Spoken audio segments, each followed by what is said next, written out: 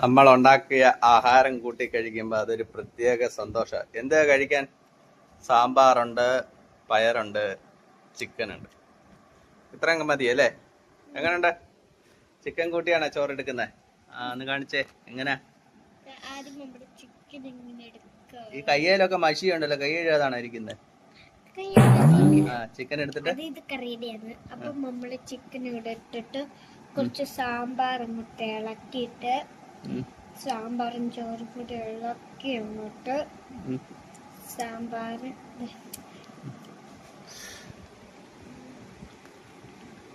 സൂപ്പറല്ലേ?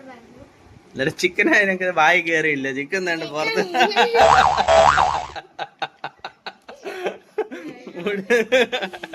Chicken പുറത്ത് കിടക്കുവാണല്ലേ? Chicken പുറത്ത് കിടക്കുവായിരുന്നു ഇളക്കി.